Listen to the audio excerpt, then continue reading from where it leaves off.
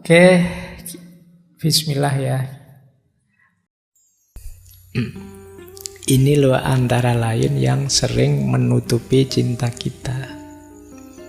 Kata Osho, apa yang engkau sebut cinta seringkali bukan cinta. Apa yang engkau sebut cinta itu mungkin banyak hal lain, tapi bukan cinta. Mungkin itu seks, mungkin itu keserakahan, mungkin itu kesepian, mungkin itu ketergantungan, mungkin itu sikap posesif, mungkin banyak hal lain, tetapi bukan cinta, belum cinta. Nah, itu ya yang tahu kita. Bilangnya jatuh cinta sih, tapi sebenarnya itu nafsu saja. Kamu ngincer seksnya misalnya, itu kamu yang tahu.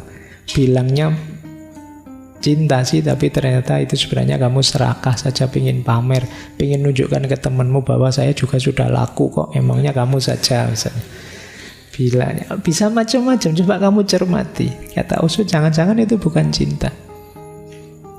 Posesif, ingin menunjukkan bahwa saya bisa punya sesuatu, atau itu bukan cinta tapi ketergantungan. Itu bukan cinta, hanya pelampiasan dari kesepianmu saja. Nah, makanya itu yang harus kita bersihkan sehingga cintanya muncul. Kata Osho, cinta itu tidak posesif kok. Cinta itu tidak ada hubungannya dengan orang lain. Cinta itu keadaan. Ini yang cinta level 3 tadi. Cinta itu bukan sebuah hubungan. Satu hubungan mungkin terjadi, tapi cinta tidak sekedar hubungan. Satu hubungan bisa ada, tapi tidak terbatas pada itu saja. Cinta lebih dari itu. Cinta adalah keberadaan. Jika hanya sekedar hubungan, tidak mesti itu cinta. Kan kalian punya istilah hubungan tanpa status. Ya. Jadi kalau sekedar hubungan jangan GR dulu. Jadi, kita kan berhubungan iya, tapi kan tidak mesti cinta namanya hubungan, itu bisa macam-macam. Kuncinya apa satu hubungan disebut cinta? Karaktermu berubah jadi karakter seorang pecinta. Kuncinya di situ sebenarnya. Maka fokusnya pada dirimu yang jadi pecinta, bukan siapa yang kamu cintai. Ini dulu teori yang sama disampaikan ketika kita belajar Erich Fromm. Yang lebih penting adalah mengubah diri kita menjadi yang bisa mencintai, bukan siapa yang kita cintai. Monggo saja, kalau kita siap mencintai, ya yang kita cintai akan hadir sendiri. Oke, ini yang kita bersihkan sehingga cinta yang tertimbun di bawah kesadaran akan muncul menjadi penciri kita. Kita menjadi seorang pecinta. Baik, mau saya lanjutkan? Masih kuat? Kuat ya, ngomong cinta-cintaan itu. Ini ilustrasi dari Osho menarik. Kenapa cinta itu jangan hanya kepemilikan? Karena kalau kepemilikan, ini loh yang terjadi. Mula-mula sang suami mencoba menjadikan istrinya sebagai miliknya. Dan begitu istrinya menjadi miliknya, ia pun kehilangan minat. Wong sudah dapat mau apa? Ya kan? Itu yang terjadi. Makanya jauhan. Kan banyak yang bilang sudah menikah terus gegeran itu. Dulu kelihatan apa, sekarang lihat apa. Kan kita begitu. Lu dulu belum dapat, makanya dikejar-kejar. Sekarang sudah dapat, sudah dinikah. Selesai tantangannya. Kehilangan minat, tidak menantang lagi. Oh, ini yang sering jadi masalah. Kok bisa begitu, Pak? Karena cinta dimaknai sekedar kepemilikan.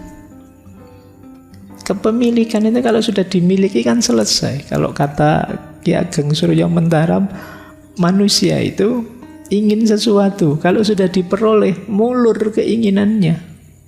Tidak mungkin selesai di situ. Kalau sudah diposes, sudah dimiliki, ya dia ingin miliki yang lain. Jadi jangan memaknai cinta hanya sebagai kepemilikan. Itu kan banyak yang tanya ke saya, Pak, cinta harus memiliki enggak, Pak? Iya, boleh saja cinta itu memiliki, tapi jangan dimaknai cinta sekedar kepemilikan. Kalau tidak, ceritanya seperti itu. Jadi begitu istrinya menjadi miliknya, dia kehilangan minat. Kata Osho, ada logika tersembunyi di baliknya.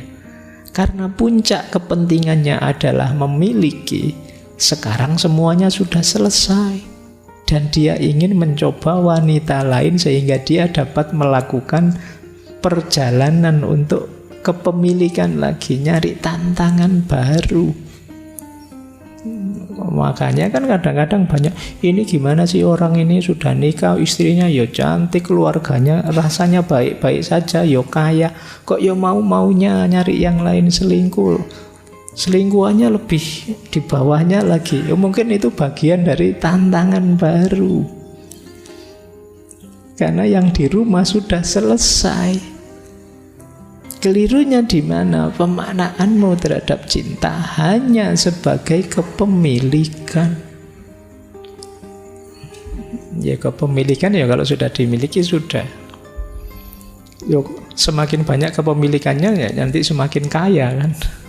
Sederhananya kan begitu. Wong manusia itu kalau urusan kepemilikan kan kata Al-Quran, alhaakumut takasur. Jadi tidak ada berhentinya. Ingin lebih lagi, ingin lebih lagi. Baik, maka ya kalimat ilustrasi ini menegaskan ndak cinta jangan hanya dimaknai sekedar posesif, kepemilikan. Lanjut. Osho juga menjelaskan cinta yang dewasa. Cinta itu tanda orang sudah dewasa. Cinta yang dewasa, kata Osho, manusia menjadi dewasa saat dia mulai mencintai, bukan saat dia mulai membutuhkan sesuatu. Titik tekannya agak berbeda. Yang pertama, penekanannya pada bagaimana mendapatkan lebih banyak. Yang kedua, penekanannya pada bagaimana memberi lebih banyak dan memberi tanpa syarat. Inilah pertumbuhan atau kedewasaan. Orang dewasa itu berarti bagi Osho, coba dilihat dia bisa mencintai enggak? Mencintai itu berarti sudah rela berkorban, rela memberi tanpa syarat enggak?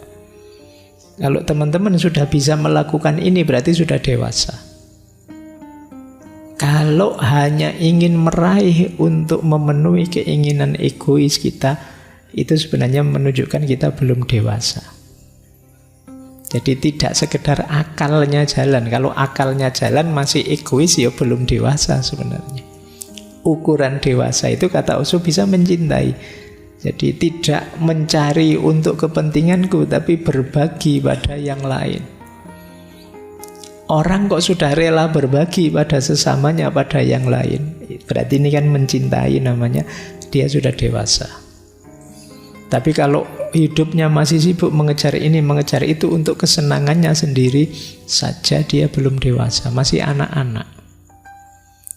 Nah, kalian boleh ngitung ya, dirimu sudah dewasa atau belum.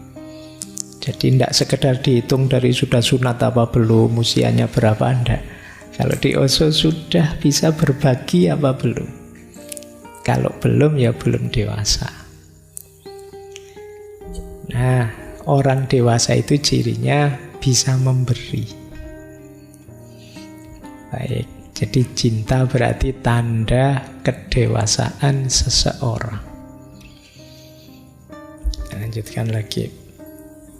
Kalau orangnya belum dewasa tapi mencintai gimana, Pak? Berarti sudah jatuh cinta sih tapi masih belum rela berbagi.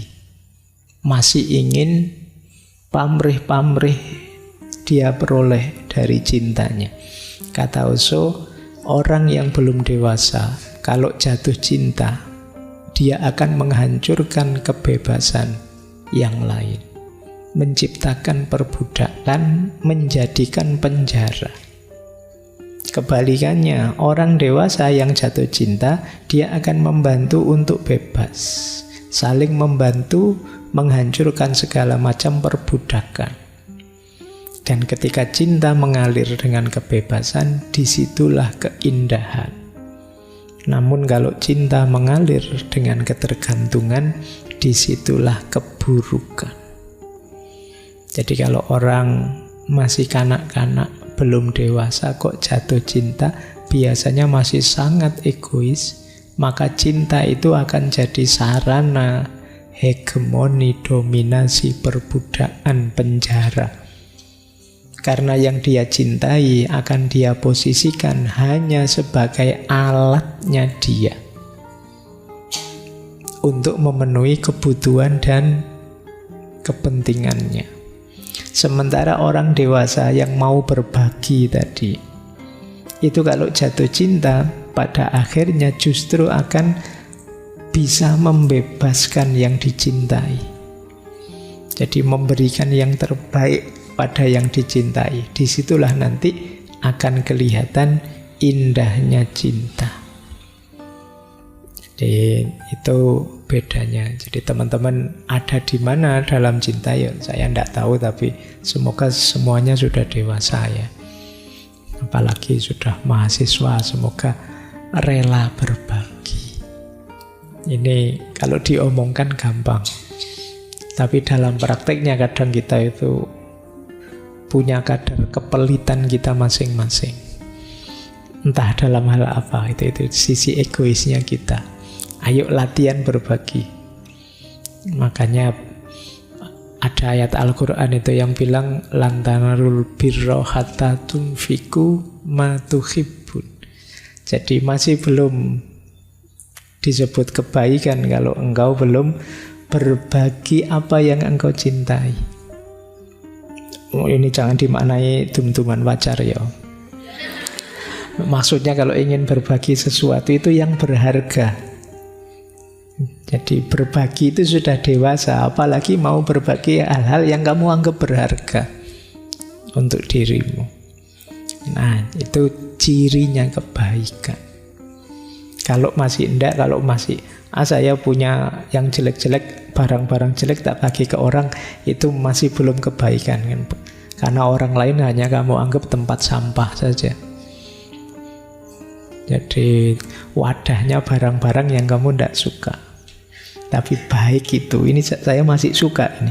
Tapi ya sudahlah, kasih sama orang yang lebih butuh mungkin. Nah, ini baru kebaikan. Nah, jadi memang berbagi itu cirinya orang sudah dewasa, sudah matang. Kalau mencintai, ya yang ada di pikirannya untuk kebaikan yang dicintai. Inilah cinta yang dewasa. Baik, kita lanjutkan. Ini menarik kalimatnya. Kalau engkau menyukai sekuntum bunga, jangan dipetik. Karena dia akan mati dan tidak lagi menjadi hal yang engkau sukai. Jika engkau menyukai sekuntum bunga, biarkan saja dia seperti adanya. Cinta itu bukan tentang kepemilikan. Cinta adalah tentang penghargaan. Nah, ini sekalian ngertilah maksudnya ya. Kalau ketemu, ini hubungannya dengan posesif tadi. Kita itu cenderung ingin mengambil, memetiknya hanya untuk kepentingan kita. Padahal kalau sudah jadi milik kita, itu kita tidak tertantang lagi.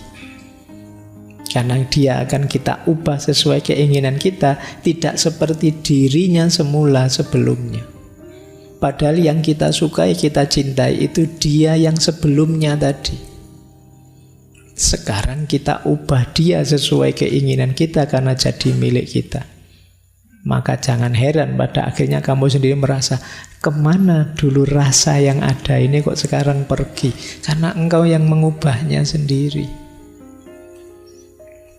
Jadi kalau ada sekuntum bunga, kamu seneng. Jangan dipetik. Kalau dipetik, kamu bawa ke kamar, kamu tidak akan seneng lagi dengan bunga itu. Karena tadi kamu kagumi bunga itu, ditangkainya seperti dia apa adanya. Nah, ini ilustrasi dari tadi loh, bagaimana kita menghargai cinta. Tidak sekedar ingin memiliki. Justru indahnya ketika kita biarkan dia seperti adanya. Itu yang disebut cinta itu membebaskan. Jadi prinsip dasarnya memang freedom, kebebasan. Baik. Nah, ini menarik. Ada satu teori dari Osho. Cinta yang sejati itu justru kesediaan untuk sendiri. Ini menarik ya. Kita kan selama ini pokoknya hidup mati berdua kemana-mana bareng. Tapi Osho kebalikannya, enggak. Orang yang benar-benar mencintai itu justru orang yang siap sendiri. Demi apa? Demi kebebasanmu, demi kebahagiaanmu. Dan orang yang siap sendirilah yang dia akan bisa berbagi. Tadi kan cirinya yang dewasa berbagi. Siap sendiri bukan berarti ndak jadi nyari pasangan, Pak. Ndak begitu maksudnya. Jadi siap sendiri itu kata Osho, kebenaran eksistensial hanya orang yang mampu menyendiri, yang mampu mencintai, berbagi dan menyelami inti terdalam cinta. Cinta bukan sebuah hubungan, cinta itu keadaan. Tidak ada hubungannya dengan orang lain. Seseorang tidak sedang jatuh cinta, orang itulah cinta itu. Tentu saja ketika seseorang sedang jatuh cinta, memang dia jatuh cinta, ya itulah hasilnya. Jadi kita berubah jadi cinta, kok tiba-tiba memang ada lawan jenis yang kita cintai, yaitu efeknya. Tapi tidak hanya dia yang kita cintai, semua juga kita cintai. Nah, kadang-kadang justru dalam cinta itu kita siap menyendiri jadi diri kita untuk bisa berbagi lebih banyak pada yang kita cintai.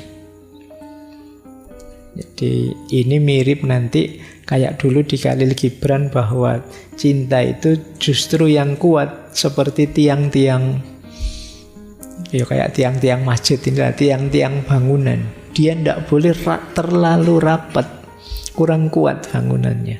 Biarkan berdiri sendiri di posisinya masing-masing sebagai dirinya sendiri. Justru ketika tidak terlalu rapat akan lebih kuat. Tiang itu kalau sebanyak ini tiang terus dikumpulkan yang tengah, ambruk masjidnya. Tapi kalau biarkan berdiri di posisinya dengan karakter dan fungsinya, justru lebih kuat. Itu yang disebut kesediaan untuk sendiri.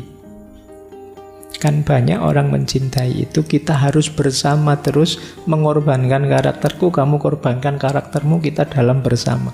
Justru tidak kuat. Biarlah masing-masing dalam keunikan kita sendiri, itu yang dimaksud kesediaan untuk sendiri.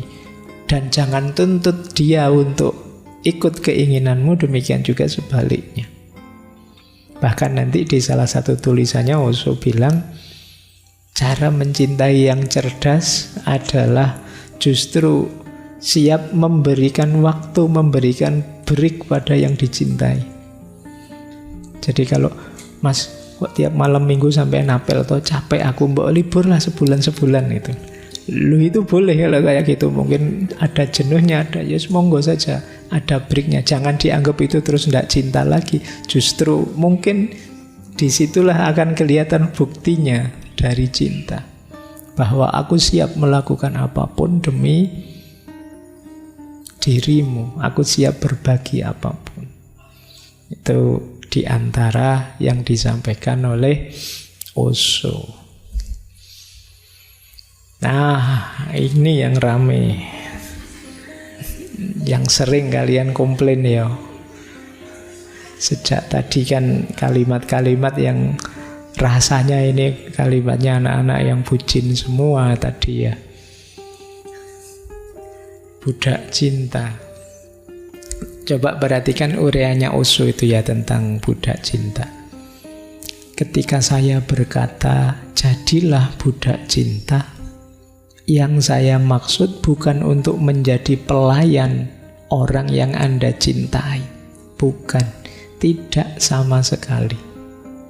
Saya tidak mengatakan untuk menjadi pelayan seorang kekasih. Maksudku jadilah pelayannya cinta. Gagasan murni tentang cintalah yang harus dilayani. Kekasihmu hanyalah salah satu wujud dari gagasan murni itu, dan seluruh keberadaan tidak mengandung apapun kecuali jutaan manifestasi gagasan murni itu. Bunga, bulan, kekasihmu, anakmu, ibumu, ayahmu, semuanya adalah wujud gelombang di lautan cinta.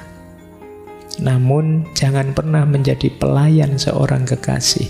Ingatlah selalu bahwa kekasihmu hanyalah satu ekspresi kecil. Sajikan cinta lewat sang kekasih, tapi jangan pernah melekat pada sang kekasih.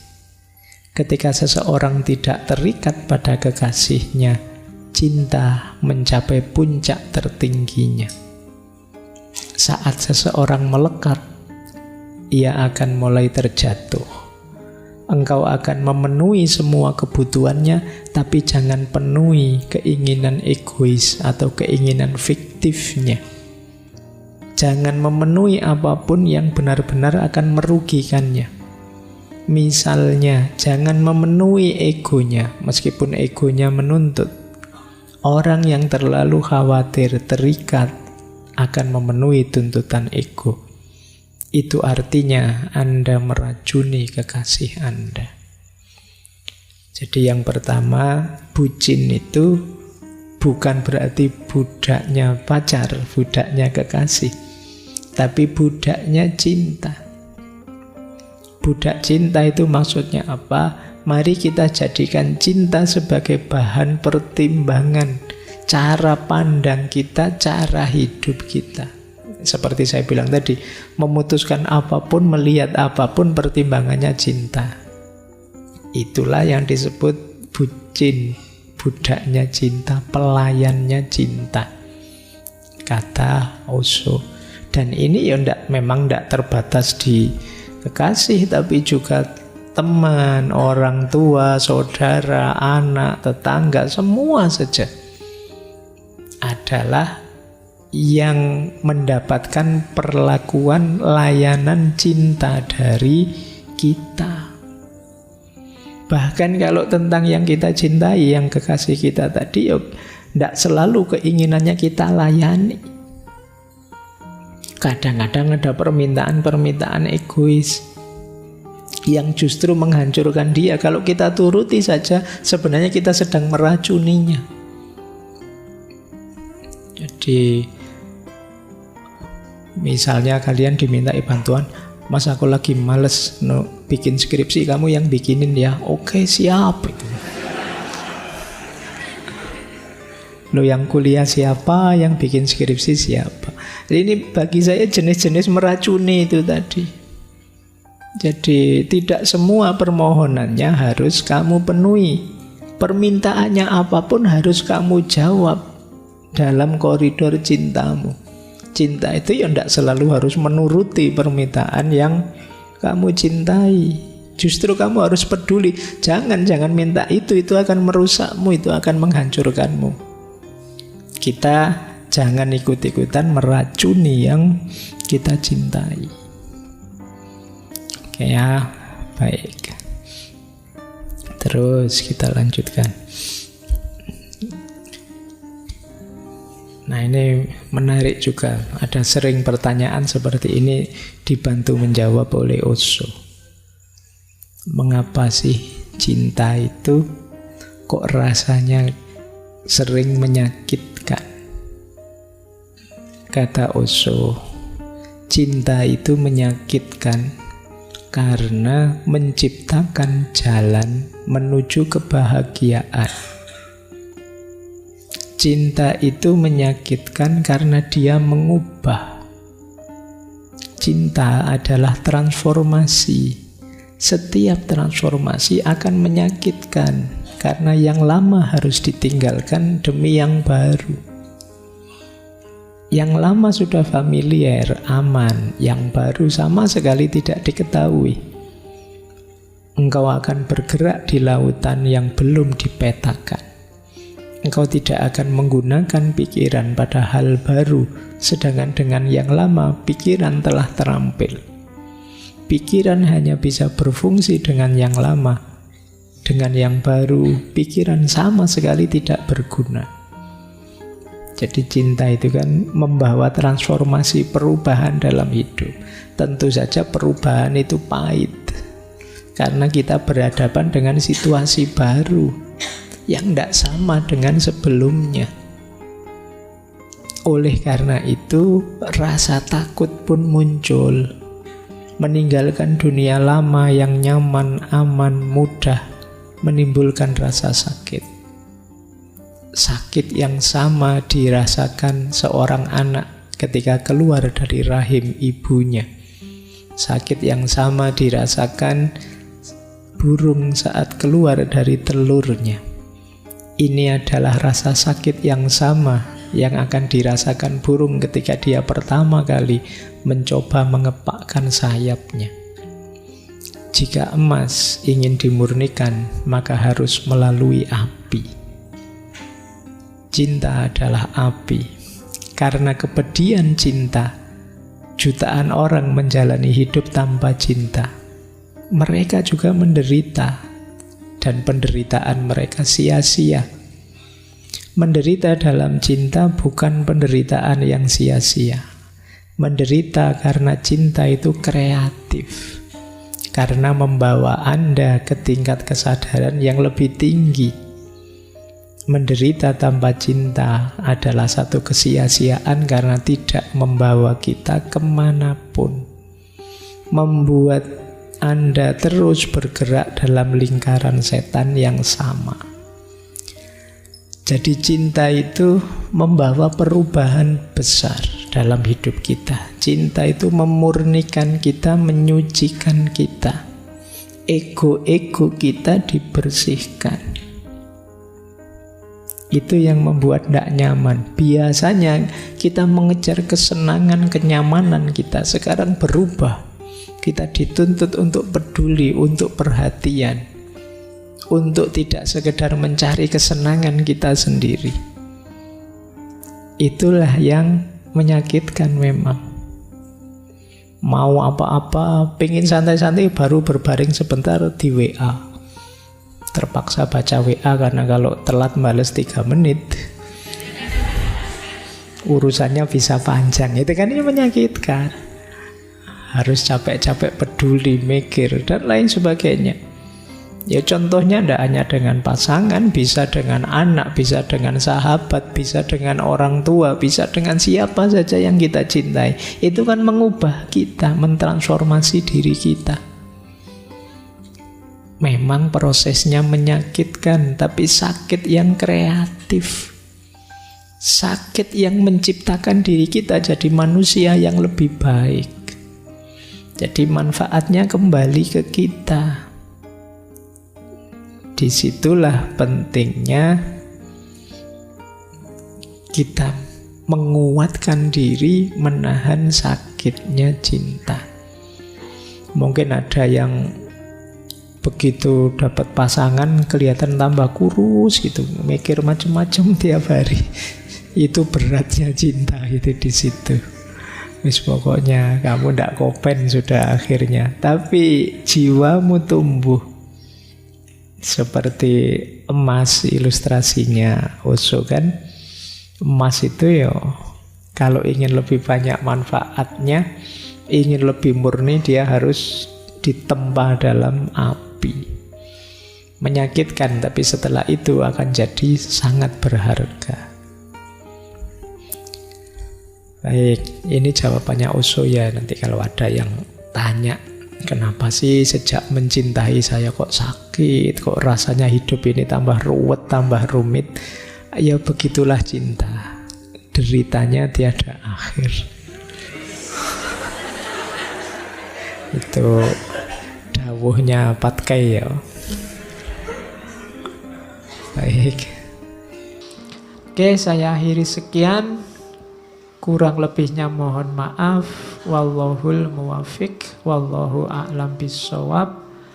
Wassalamualaikum warahmatullahi wabarakatuh.